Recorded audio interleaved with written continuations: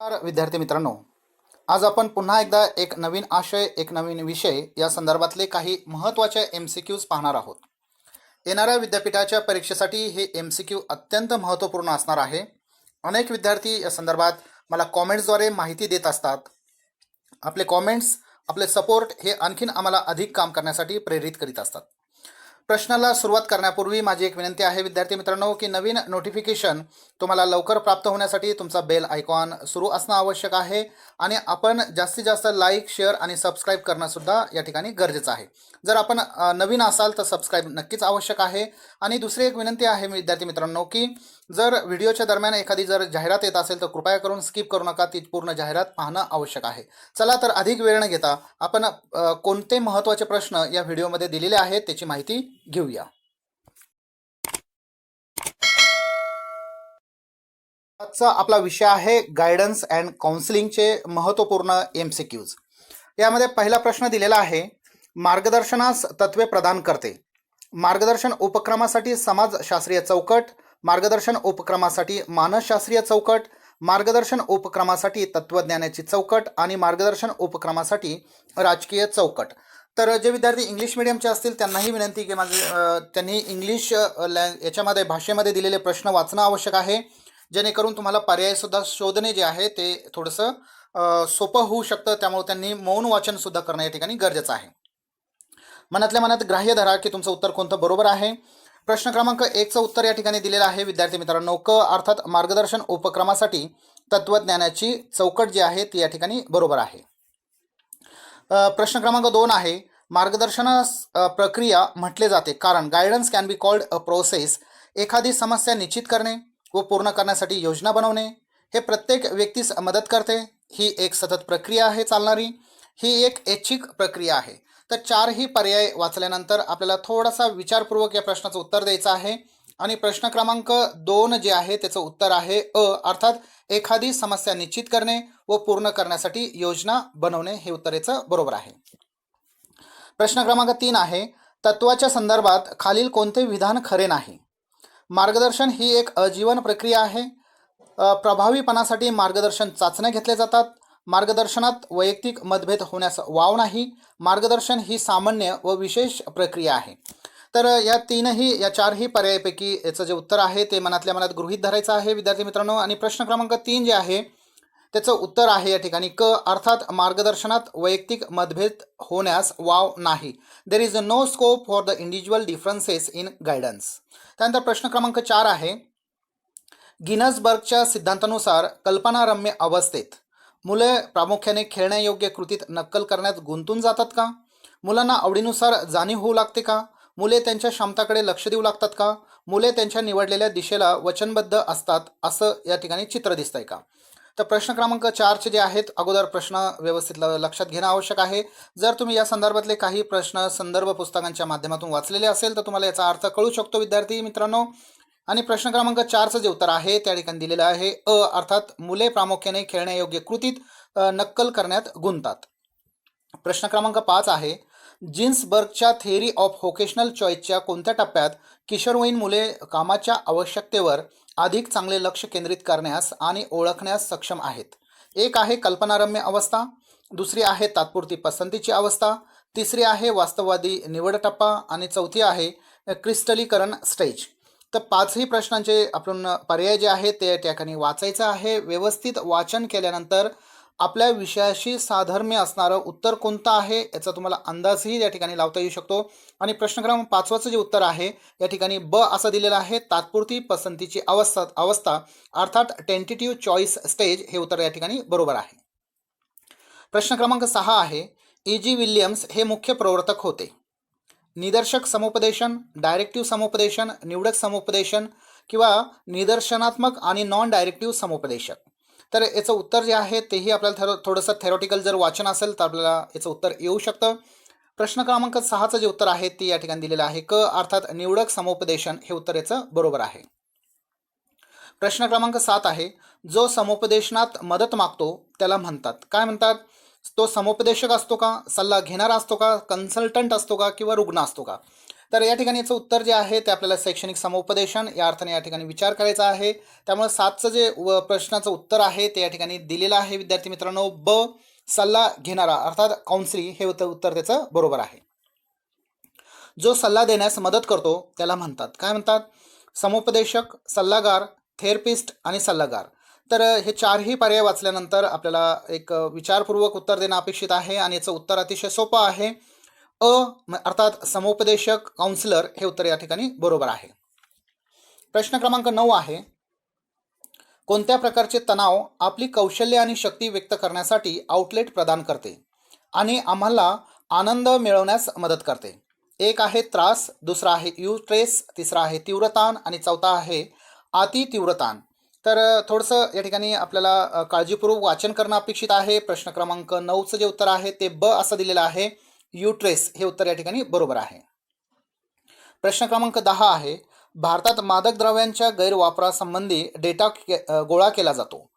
तर मादक द्रव्याच्या संदर्भात नुकत्याच महाराष्ट्रामध्ये एका अभिनेत्याच्या संदर्भात अनेक बातम्या येत होत्या. तेव्हा एक सेंट्रल कमिटी या ठिकाणी येऊन चौकशी करत होती. तर ती कमिटी कोणती होती हे तुम्ही विचार करू शकता. तर पर्याय कोणते दिलेले आहेत ते आपण विचार करूया.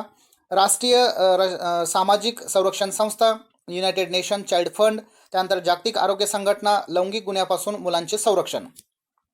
तर प्रश्न क्रमांक 10 जे आहे त्याचं ऑप्शन जे आहे ते ए असं दिलेलं आहे, राष्ट्रीय सामाजिक संरक्षण संस्था अर्थात NISD हे उत्तर या ठिकाणी बरोबर आहे. प्रश्न क्रमांक 11 आहे, शाळेचे सल्लागार काय करतात? What does a school counsellor do? विद्यार्थ्यांना शैक्षणिक उद्दिष्टांमध्ये मदत करणे, विद्यार्थ्यांना सामाजिक व वैयक्तिक विकासात मदत करणे, विद्यार्थ्यांना त्यांच्या करिअरच्या विकासात मदत करणे आणि वरील सर्व. तर प्रश्न क्रमांक 11 जे आहे त्याचं उत्तर या ठिकाणी वरील सर्व अर्थात डी या ठिकाणी दाखवलेलं आहे. प्रश्न क्रमांक 12 आहे, मार्गदर्शन ही डॅशची प्रक्रिया आहे. मुलांना सल्ला देणे, मुलांना इंग्रजी शिकवणे, दोन्ही अ आणि ब वरील पर्यायापैकी काही नाही. तर विद्यार्थी मित्रांनो एक लक्षात घ्या, मूळतः एज्युकेशनल गायडन्स अँड काउन्सिलिंग हे मुलांसाठीच असतं. त्यामुळे मुलांसाठी ह्याचं उत्तर जे आहे ते देताना थोडासा काळजीपूर्वक विचार करावा लागतो. आणि प्रश्न क्रमांक 12 जे आहे त्याचं उत्तर आहे अ अर्थात मुलांना सल्ला देणे हे उत्तर या ठिकाणी बरोबर आहे.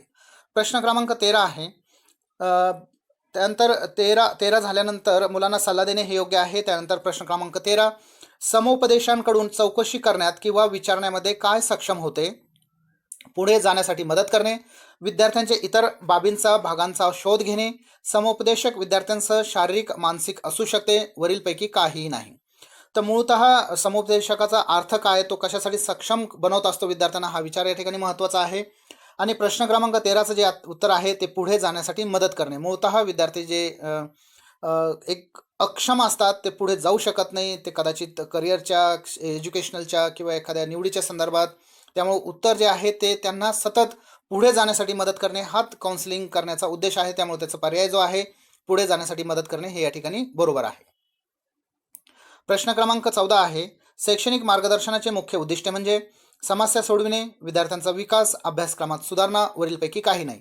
आता मूळतः शैक्षणिक मार्गदर्शनाचा उद्देशच हा आहे की विद्यार्थ्यांचा विकास करणे, त्यामध्ये त्यांची समस्या बाकीच्या काही गोष्टी त्या आपोआप येत असतात. त्यामुळं आपल्या विषयाशी साधर्म्य असणाऱ्या कोणत्या गोष्टी आहेत त्याचा विचार करणं आवश्यक आहे विद्यार्थी मित्रांनो. त्यामुळे पर्याय क्रमांक ब जे आहे विद्यार्थ्यांचा विकास हे या ठिकाणी उत्तर बरोबर आहे. प्रश्न क्रमांक 15 आहे, शाळेचा सल्लागार या स्तरावर कार्य करते. प्राथमिक, माध्यमिक व उच्च माध्यमिक, विद्यालयांमध्ये, विद्यापीठांमध्ये, वरीलपैकी काहीही नाही. आता एक गोष्ट लक्षात घ्या विद्यार्थी मित्रांनो की गायडन्स अँड काउन्सिलिंग अशा स्तरावर केलं जातं त्या ठिकाणी मुलं लक्ष देत नाही, थोडीशी चंचल असतात आणि किशोरवयीन अवस्थेतील ती मुले असतात. त्यामुळे तिथे त्यांना मार्गदर्शन करणं अत्यंत गरजेचं आहे. त्यामुळे त्याचा जो स्तर आहे तो प्राथमिक, माध्यमिक आणि उच्च माध्यमिक हा आहे. त्यामुळे प्रश्न क्रमांक 15चं जे उत्तर आहे अ या ठिकाणी दिलेलं आहे. प्रश्न क्रमांक 16 आहे, शैक्षणिक मार्गदर्शनाचे मुख्य उद्दिष्ट म्हणजे विद्यार्थ्यांमध्ये कोणते बदल घडविणे?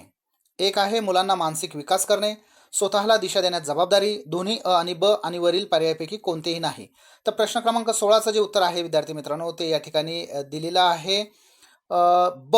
कारण त्याचं कारण असं आहे, शैक्षणिक मार्गदर्शनाचा उद्दिष्टच हा आहे की विद्यार्थी स्वतः निर्णय घेणं आवश्यक आहे, स्वतःची जबाबदारी सांभाळणं आवश्यक आहे. त्याला कोणतं योग्य आणि कोणतं अयोग्य ही जबाबदारी कळाली पाहिजे. त्यामुळे त्याचं प्रश्नाचं उत्तरच जे आहे ते ब असं आहे, स्वतःला दिशा देण्याची जबाबदारी त्याच्यामध्ये निर्माण व्हावी हाच उद्देश याच्या पाठीमागे आहे. प्रश्न क्रमांक 17 आहे, यांना मार्गदर्शन चळवळीचे श्रेय दिले जाते. कोणाला? Einstein, George Washington, Frank Parson. वरील पर्याय अ, ब, क बरोबर आहे. तर प्रश्न क्रमांक 17चं जे उत्तर आहे विद्यार्थी मित्रांनो, या ठिकाणी सी असं दिलेलं आहे. फ्रँक पार्सन यांना मार्गदर्शन चळवळीचे श्रेय दिले जाते. त्यानंतर प्रश्न क्रमांक 18 आहे, निवडक समुपदेशनाचे आयोजन करण्यासाठी खालीलपैकी सर्वात महत्त्वाचे काय आहे? गरजा आणि व्यक्तिमत्व वैशिष्ट्यांचा अभ्यास, योग्य तंत्रांची निवड, समुपदेशनाची तयारी, क्लायंट व इतर संबंधित लोकांचे मत शोधत आहे या अर्थाने तो आहे का? म्हणजे मताचं शोधन करणे या अर्थाने तो आहे का? तर चारही पर्याय आपल्याला काळजीपूर्वक वाचायचे आहे आणि त्या अनुषंगाने आपल्याला उत्तर द्यायचं आहे. त्यामुळे प्रश्नांचं वाचन हे अत्यंत महत्त्वाचं असतं. त्याचं कारण असं आहे विद्यार्थी मित्रांनो, की आपण अर्धी लढाई या ठिकाणी उत्तराच्या संदर्भात जिंकलेलो असतो. तर प्रश्न क्रमांक 18 जे आहे त्याचं उत्तर या ठिकाणी ए असं दिलेलं आहे.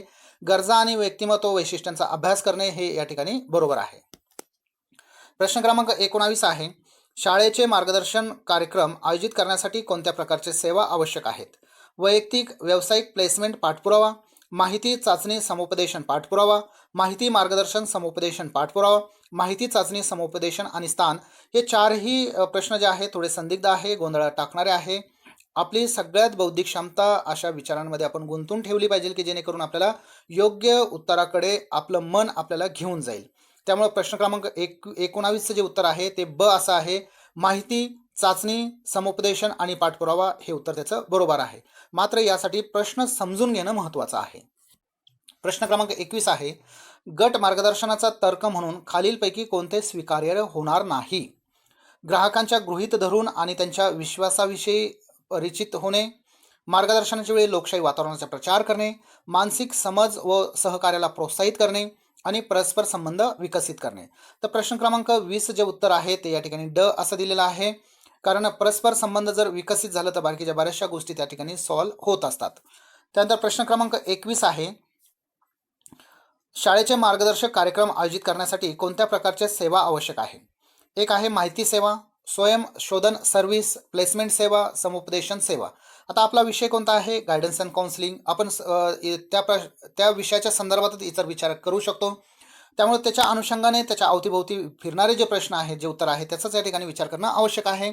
त्यामुळे प्रश्न क्रमांक 21चं उत्तर आहे समुपदेशन सेवा हे उत्तर या ठिकाणी बरोबर आहे. प्रश्न क्रमांक 22 आहे, नॉन डायरेक्टिव्ह समुपदेशन मुख्यत्वे यासाठी असते: क्लायंट डेटाचे विश्लेषण करणे, संबंधित घटकांचे निदान करणे, भावनिक मोकळीकता आणि प्लेसमेंट सेवा.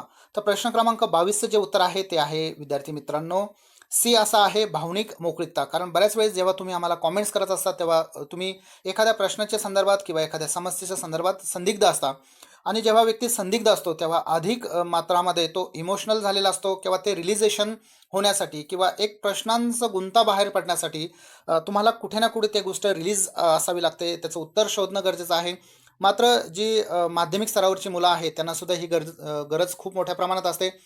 त्यामुळं नॉन डायरेक्टिव्ह समुपदेशनाचा उद्देश हा भावनिक मोकळीकता निर्माण व्हावी हाच या ठिकाणी उत्तर बरोबर आहे.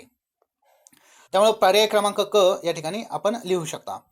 त्यानंतर प्रश्न क्रमांक 23 आहे, जेव्हा जनसंख्या विषय असते तेव्हा खालीलपैकी कोणती पद्धत सॅम्पलिंग प्रक्रियेच्या निवडीसाठी कार्यक्षम असते? एक आहे यादृच्छिक नमुने, पद्धतशीर नमुने, स्तरीकृत नमुना आणि सुविधा नमुना. हा प्रश्न विद्यार्थी मित्रांनो एज्युकेशनल रिसर्च बेस आहे. त्यामुळे याचं उत्तर जे आहे ते तेव्हाच येऊ शकतं जेव्हा तुम्ही रिसर्चच्या संदर्भातले काही प्रश्न वाचलेले असतील. या प्रश्नाचं या ठिकाणी उत्तर आहे क, स्तरीकृत नमुना हे उत्तर या ठिकाणी बरोबर आहे. त्यानंतर प्रश्न क्रमांक 24 आहे, मार्गदर्शन व्यक्तीस मदत करते कशासाठी? स्वतःला समजून घेण्यासाठी का? स्वतःचा प्रचार करण्यासाठी, स्वयं नकारार्थी किंवा स्वतःवरील टीका ॲक्सेप्ट करण्यासाठी? तर मूळतः मार्गदर्शनाचा हेतू जो आहे विद्यार्थी मित्रांनो तो या ठिकाणी एकदम स्वच्छ आहे. स्वतःला समजून घेता आलं पाहिजे. टू बी नॉट टू बीमध्ये न राहता आपण योग्य निर्णय घेऊ शकतो, आपली जबाबदारी सांभाळू शकतो. त्यामध्ये स्वतःला समजून घेण्याची प्रक्रिया जी आहे ती अधिक प्रमाणात आहे. त्यामुळे मार्गदर्शनाचा व्यक्तीस कशा प्रकारे मदत करते? तर स्वतःला समजून घेण्यामध्ये मदत करते. हे उत्तर त्याचं बरोबर आहे. प्रश्न क्रमांक 25 आहे, मार्गदर्शन म्हणजे एखाद्या व्यक्तीला त्याच्या सामाजिक, भावनिक, नैतिक आणि आरोग्याच्या समस्या सोडविण्यासाठी दिलेली मदत असते का? असा या ठिकाणी प्रश्न आहे. आता ती मदत भावनिक आहे, सामाजिक आहे, नैतिक आहे आणि आरोग्याच्या समस्या संदर्भात सुद्धा आहे. त्यामुळे ती व्यावसायिक नसू शकते, शैक्षणिक त्याचे काही मुद्दे असू शकतात, करिअरच्या संदर्भातही त्याच्यातले काही मुद्दे असू शकतात. मात्र वैयक्तिक जे आहे ती या ठिकाणी पूर्ण असू शकते, कारण सामाजिक पण आहे, भावनिक पण आहे, नैतिक पण आहे आणि आरोग्याच्या संदर्भात सुद्धा आहे. त्यामुळं प्रश्न क्रमांक 25चं जे उत्तर आहे ते या ठिकाणी दिलेलं आहे वैयक्तिक. त्यामुळे त्याचं उत्तर जे आहे क या ठिकाणी दिलेलं आहे. तर ही होती सर्व विद्यार्थी मित्रांनो 25 प्रश्न, अत्यंत महत्त्वाची, की जी तुमच्यासाठी येणाऱ्या काही कालावधीमध्ये परीक्षेमध्ये महत्त्वाची भूमिका बजावू शकते. ही पार्ट क्रमांक 2 मधली ही सगळी प्रश्न आहे. मी लवकरच तुम्हाला पार्ट क्रमांक 3 सुद्धा घेऊन येणार आहे. पण तत्पूर्वी एक कळकळीची विनंती आहे विद्यार्थी मित्रांनो, की हे सर्व आम्ही तुमच्यासाठी करीत असतो. त्यामुळे या व्हिडिओच्या दरम्यान एखादी जाहिरात येत असेल, कृपया करून स्किप करू नका, पूर्ण जाहिरात पहा. आणि अशाच प्रकारचे नवनवीन व्हिडिओज तुम्हाला प्राप्त होण्यासाठी बेल आयकॉनसुद्धा तुम्हाला ऑन ठेवणं आवश्यक आहे. आणि जे विद्यार्थी नवीन असतील, ज्यांनी अजूनही माझं चॅनल सबस्क्राईब केलेलं नाही, तर त्यांनी कृपया चॅनल लाईक करा, शेअर करा, सबस्क्राईब करा. आणि एखाद्या गरजू विद्यार्थ्यांपर्यंत तुम्ही जर पोहोचवत असेल तर नक्कीच एक पुण्य तुमच्या पदरी पडू शकतो. चला, हा आशावाद माझ्यासाठी महत्त्वाचा आहे. एक नवीन व्हिडिओ घेऊन येण्यासाठी मी लवकरच येणार आहे. तोपर्यंत मला अनुमती द्या. जय हिंद, जय भारत.